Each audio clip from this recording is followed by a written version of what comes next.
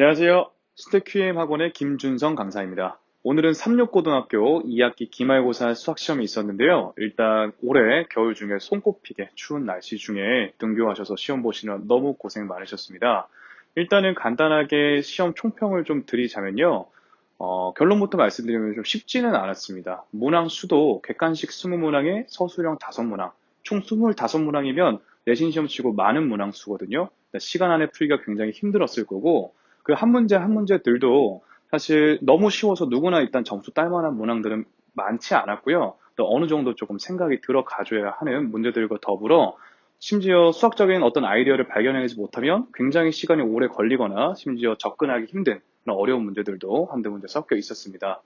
또 주목할 만한 게 이제 각 유형별로 대표적인 문항들이 이제 덜어 나오긴 했어요. 예를 들면 대진표를 짠다던가 이런 것들에 대해서 단순하게 대표 문항에서 그냥 풀 수 있는 수준이 아니라 조건이 하나씩 붙어 있는 뭐 어느 반은 어느 쪽으로 꼭 보내줘야만 하는 이런 사고들이 추가가 되면서 아무래도 시험 현장에서 그 아이디어를 생각하기가 쉽지 않았을 거라고 생각을 합니다. 자, 그러면 일단 자, 주요 문항 오늘은 세 가지 한번 풀어보겠습니다. 자, 17번 문제. 자, 일단 5개의 대문자와 함께 3개의 소문자까지 해서 총 8개 문자를 일렬로 나열을 한답니다. 자, 그때 주어진 예시가 있어요. 이 예시가 뭔가 했더니, 자, 모든 소문자 바로 왼쪽에는 반드시 적어도 하나 이상의 대문자가 있게 해달라. 지금 소문자 A, 자, B, 자, C 기준으로 왼쪽 보면 여기는 대문자가 2개 있죠? 여기는 하나 있고요. 여기는 하나 있어요. 이렇게 소문자 왼쪽에는 대문자가 꼭 있게 해달라고 했고요. 뭐 여기는 있던 없던 상관이 없을 것 같긴 하네요. 자, 주어진 예시와 같이 나열할 수 있는 경우의 수는 어떻게 됩니까? 라고 물었는데요.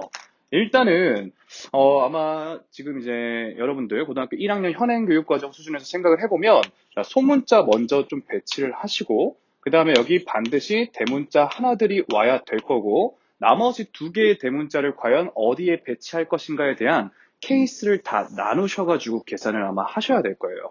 그래서 정답을 구하게 될 텐데, 자, 시간 싸움이다 보니까 조금 색다른 방법을 하나 소개를 해드릴게요. 일단 선행 과정이 좀 들어가는 내용이에요. 중복조합이라고 확률과 통계단에서 배우는 내용인데요.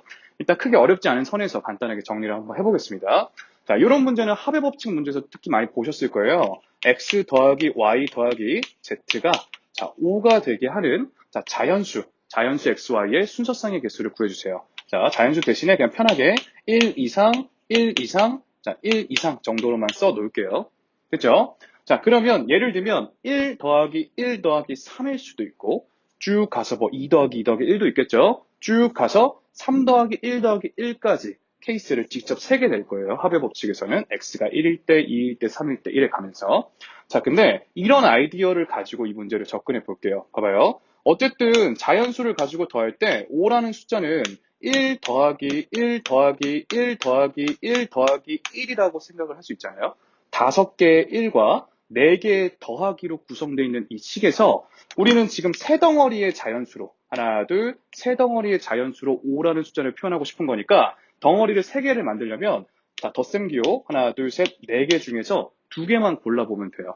예를 들면 여기 더하기랑 자, 그 다음에 여기 더하기가 골라졌다라고 보시면 이 1들이 2 더하기 1로서 이해를 할 수 있게 되겠죠. 그죠? 그러니까 이 4개의 덧셈 기호들 중에서 2개만 고르면 세 덩어리의 자연수 합으로 다 표현이 되겠구나. 이러한 아이디어를 가지고 이러한 문제를 4개의 덧셈 기호 중에 2개만 뽑으면 되니 6개다. 이렇게 간단하게 풀 수가 있습니다. 자, 여기서 조금만 더 응용을 해볼게요. 자, 이번에는 Z를 자, 0 이상, 그러니까 음이 아닌 정수라고 문제를 한번 바꿔보겠습니다. 자, 그러면 우리 이전 요 간단하게 설명을 해봤을 때 지금 뭐 깊이 있게까지 얘기할 수는 없지만 자연수로 생각을 해야 편하다라는 걸 지금 살짝 봤죠. 근데 이건 음이 아닌 정수에서 0일 때를 생각하기가 좀 불편하기 때문에 제가 바꿀 거예요. 자, 여기 양쪽 식에 1을 더해 줄 겁니다. 자, 이쪽에다 쓸게요. x 더하기 y 더하기 자, z 더하기 1, 이 친구가 6이다라고 식을 고쳐보고요. 그 다음에 z 더하기 1을 라지 z로 치환을 해볼게요. 자, 그러면 x는 지금 자연수 맞죠? y도 자연수입니다. 라지 z도 자연수가 되겠죠. 이러고 나면 전 문제랑 완전 똑같죠? 이번에는 어떻게 되겠어요? 6개의 1과 5개의 더하기 기호가 나오겠죠. 하나, 둘, 셋, 넷, 다섯, 6개. 그죠? 이게 6개 1과 하나, 둘, 셋, 넷, 5개 덧셈 기호 중에서 저는 세 덩어리로 표현하고 싶은 거니까 3개의 덧셈 기호를 뽑으면 되기 때문에 자, 다음과 같이 다시 두 덩어리로 자, 더하기 기호를 2개 뽑아야겠죠. 그죠? 세 덩어리로 나타내고 싶은 거니까. 그래서 10이다. 이렇게 계산을 할 수 있게 됩니다. 자, 이런 아이디어를 잠깐 숙지를 해두시고요. 이걸 이용해서 문제를 한번 접근을 해볼게요. 자, 그러면 일단은 아까 처음에 설명해 줬듯이 소문자부터 일단 나열을 하겠습니다. 자, 소문자를 뭐 A, 자, 그 다음에 B, 자, C. 자, 소문자를 나열하는 방법의 수는 일단 3팩토리얼 가지가 있겠죠. 자, 그때 대문자들이 여기 또는 여기 또는 여기 또는 여기에 들어가게 될 건데, 자, 여기에 들어가는 대문자의 개수를 X개라고 볼게요. 자, 여기 들어가는 대문자 개수 Y개, 여기는 Z개, 여기는 W개라고 보겠습니다. 자, 그러면 소문자 왼쪽에는 반드시 대문자가 적어도 하나는 들어가 줘야 되기 때문에 여기에 개수는 자연수여야겠죠. 못해도 하나씩은 있어야 됩니다. 자, 근데 여기는 소문자 오른쪽이기 때문에 있든 없든 상관없거든요. 0 이상의 정수기만 하면 되겠죠. 자, 그러면 이제 좀 이해가 되시죠? X 더하기 Y 더하기 Z 더하기 W까지 해서 얼마가 돼요? 대문자가 총 5개 있어야 되니까 5가 돼야 됩니다. 그때 얘네들은 자연수니까 아직 문제가 없는데요. 얘가 0 이상의 정수기 때문에 얘를 치환해 주겠습니다. 자, X 더하기 Y 더하기 Z에다가 대문자 W로 고치고 6이라고 보시면 되겠죠. 양변에 1을 더한 거예요. 그럼 이제 전부 다 이제 자연수죠? 그럼 6개의 1과 5개의 덧셈 기호 중에서 4덩어리로 쪼개고 싶은 거니까 어떻게?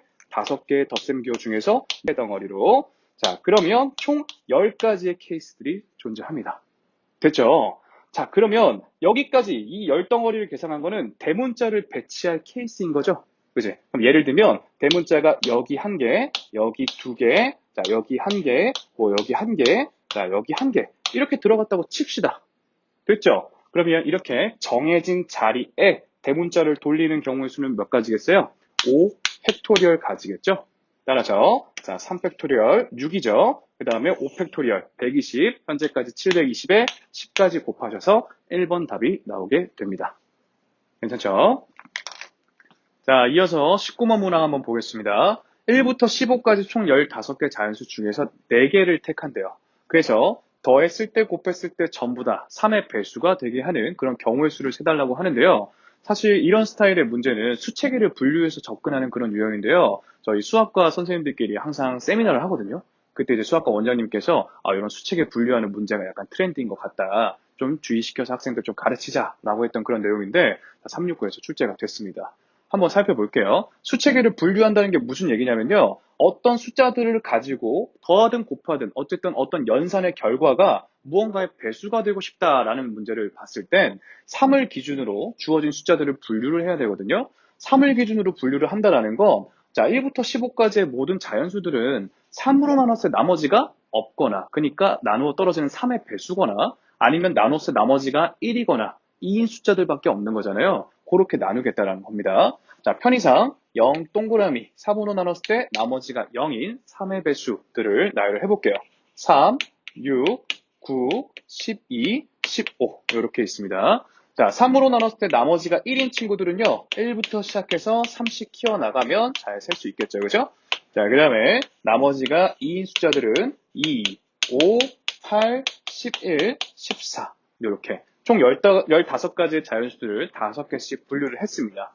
자, 이렇게 하면 뭘 알 수 있겠냐라는 거냐면요. 자, 3의 배수라는 건 3으로 나눴을 때 나머지가 빵인 것들이잖아요. 자, 그럼 3으로 끝까지 묶이는 게 3의 배수거든요. 그럼 예를 들면, 자, 3의 배수들 중에서 4개 숫자 아무거나, 자, 6, 9, 12, 5 이렇게 더해서 다 더해봤자 3의 배수 맞거든요. 아니면, 자, 3의 배수들 중에서, 자, 요렇게 2개 골랐다고 한번 해보세요. 자, 그 현재까지는 아무리 더해도 3으로 나눴을 때 나머지가 0입니다. 자, 근데 여기서 이거 하나 골랐다고 한번 해봅시다. 그럼 또 나머지 1과 2가 만나서 3이 되니까 끝까지 또 다 묶일 거거든요. 3의 배수가 돼요. 실제로 한번 해보죠. 자, 3 더하기 6 더하기 1 더하기 자, 2를 한번 해보면요. 여기까지 9, 여기까지 3이니까 최종 12로 역시 3의 배수인 모습을 관찰할 수 있습니다. 자, 이런 식으로 접근을 하겠다라는 거고요. 자, 그러면 어떤 케이스들로 4개를 더해야 3의 배수가 될지를 생각을 해볼 건데, 중구난방으로 세면 너무 복잡하니까, 자, 3의 배수니까 3의 배수 기준으로 한번 생각을 해보겠습니다. 직관적으로. 그러면 3의 배수, 그러니까 나머지가 0인 숫자, 들로만 4개를 뽑았다라고 해보세요. 자, 3으로 나눴을 때 나머지가 0이네, 0이네, 0이네, 0이네를 더해봤자 3으로 나누면 나머지가 0이라는 거죠. 그죠? 이런 케이스들이 있습니다. 실제로 여기서 아무거나 4개 더해보시면 확인을 할 수 있을 거예요. 자, 요번에는, 자, 3으로 나눴을 때 나머지가 0인, 그러니까 3의 배수 입장 숫자를 하나 줄여볼게요. 자, 그러면 나머지 하나를 가지고 3의 배수를 충족을 시켜줘야 되는데, 나머지가 1인 애가 들어오면 전체 다 더했을 때 나머지가 1이 될 거고, 2가 들어오면 2가 될 거기 때문에 이런 경우에서는 3개 없게 됩니다. 됐죠? 자, 그 다음에 자, 3으로 나눴을 때 나머지가 딱 떨어지는 애들을 3의 배수들을 2개를 쓴 경우 나머지 2개를 가지고 3의 배수를 더 만들어줘야겠죠? 그런 케이스를 살펴보니까 나머지가 1인 친구, 나머지가 2인 친구 이렇게 갖다 쓰면 될 것 같네요. 그죠? 자, 이번에는 3으로 나눴을 때 나머지가 하나인 애들, 3으로 나눴을 때 나머지가 3의 배수를 한 번 쓴 경우에 대해서 한번 세봅시다. 자, 그럼 나머지 3개의 숫자를 가지고 3의 배수들을 만들어줘야 될 텐데, 일단 바로 눈에 보이는 게 1, 1, 1 있죠? 자, 나머지가 1인 친구, 나머지가 1인 친구, 나머지가 1인 친구. 그 다음에 나머지가 2인 친구, 2인 친구, 2인 친구. 요렇게 있겠네요.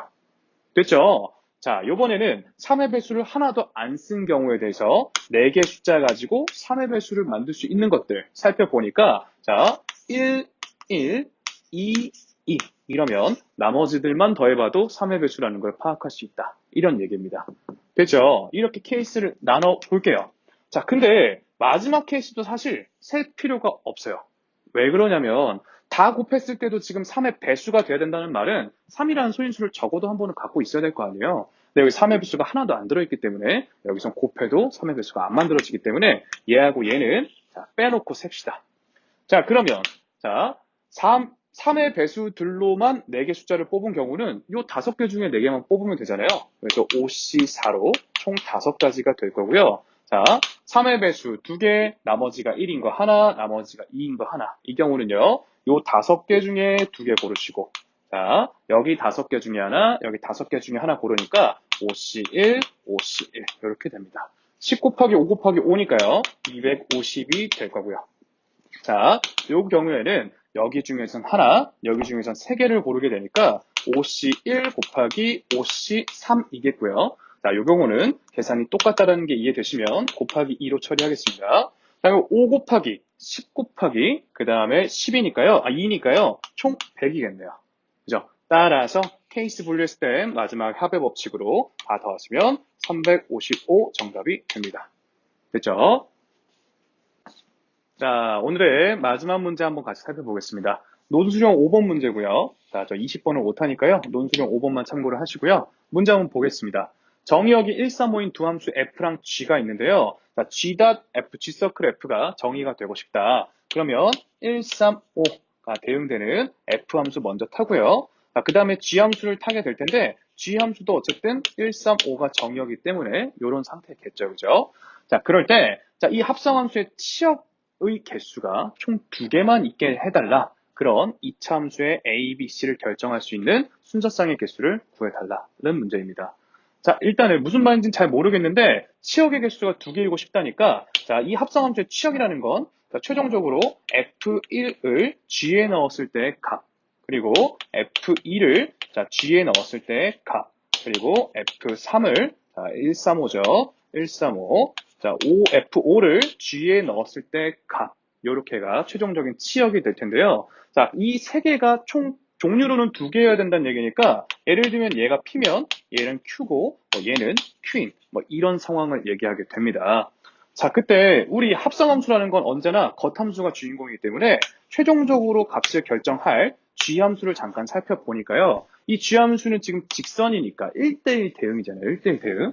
자, 그때 이 두 결과값, 치역, 함수값이 같았다라는 얘기는 이 안에 내용물끼리 같았다라는 얘기이기 때문에 지금 이 케이스를 어떻게 정리를 해볼 거냐면요.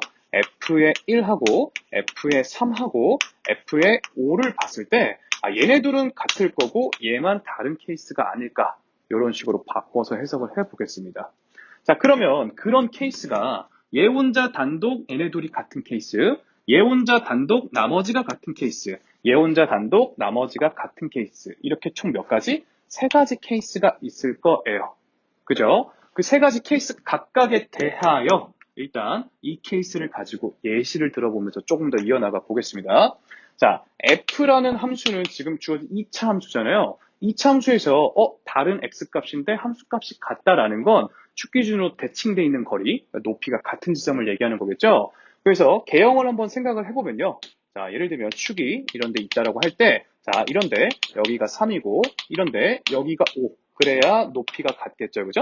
그 다음에 1만 단독으로 다른 데 있는 이런 상황이다라는 겁니다. 자, 근데 이 한 가지의 케이스가요. 그죠? 위아래 볼록도 있을 거 아니에요. 그죠? 그래서 1이 고른 함수값이 항상 클 필요는 없고요. 그죠? 얘네 둘이 같고 얘 혼자 다르다라는 거에 주목을 해주시면 될 것 같아요. 위아래 볼록까지 고려를 해봤을 때. 자, 그러면 F1이 고를 수 있는 값이 몇 개고 F3과 5가 똑같게 고를 값은 똑같이 고를 수 있는 값은 몇 가지인가만 생각을 해보면요. 자, 1이라는 원소가 고를 수 있는 값은 3개 중에 하나겠죠. 그죠? 아무거나 하나 골랐다고 칩시다. 얘가 3개가 됩니다. 자, 그 다음에 얘네 둘은요. 얘가 고른 값 빼고 나머지 2개 중에 아무거나 골라주시면 되겠죠. 그지? 그러니까 3개, 2개가 됩니다. 자, 따라서 계산 마무리 해보시면 자, 이런 누가 2개는 같고 하나는 다른 이런 총 3가지 경우에 대하여 각각 3 곱하기 2개만큼의 케이스가 딸려오기 때문에 도합 18개의 순서상이 결정이 됩니다. 자, 이렇게 함수의 개형을 결정할 때마다 이차 함수의 개수는 자동으로 1대1 대응으로 정해질 거잖아요. 그죠? 그래서 이렇게 함수값을 결정할 수 있는 경우의 수가 A, B, C 순서상 개수랑 동일하게 되므로 이렇게 계산을 마무리하겠습니다. 네, 지금까지 마지막 문제까지 한번 같이 살펴봤는데요. 삼육고등학교의 수학 시험이 사실 이 주변 지역에서 수학 시험이 좀 어렵다라고 이제 어려운 학교가 어디 있냐라고 물어봤을 때 보통 D고등학교나 W고등학교를 먼저 떠올리곤 하는데요. 사실 이제 학원 현장에서 가르치면서 시험 문제도 보고 하면은 사실 삼육고등학교의 수학 시험이 그 D고등학교나 이렇게 비해서 전혀 쉽지가 않습니다. 일단은 문항수도 압도적으로 많고요. D고등학교는 이번에 21문항 올 객관식이었는데요. 이번에 365회 같은 경우 20문제 객관식, 5문제 서술형, 25문제 문항수가 굉장히 많기 때문에 문항당 2분이라고 고려를 해봐도 타이트한 시간대에서 이런 마지막 문제 같은 경우에 2분 안에 해결하기가 굉장히 힘들겠죠. 그죠? 자, 절대 쉽지가 않고 또 준비하는 입장에서도 369는 항상 수학 그 단원을 누적해서 시험을 봐요. 예를 들면 중간고사 때 1, 2, 3, 4단원을 시험을 봤다 치면 기말고사 때 3, 4단원을 누적시킨다던가 4, 5, 6, 7, 8단원 이런 식으로 약간 누적을 해가면서 공부를 시키기 때문에 사실 공부하는 입장에서는 굉장히 좋은 방법일 수 있으나 준비하는 입장에서는 좀 까다로운 편이긴 합니다. 그래서 예비고일 친구들, 36고등학교 진학을 결정한 예비고일 친구들은 혹시나 D고등학교, W고등학교에 비하여 수학이 그렇게 어렵다는 얘기를 들어본 적이 없을 테니 너무 방심하고 있지 마시고요. 꼭 이번 해설 강의를 통해서 시험 실제 난이도 경험해 보시면서 방학 동안 계획 잘 짜셔서 성공적인 1학기 점수를 받으셨으면 좋겠습니다. 고생하셨습니다.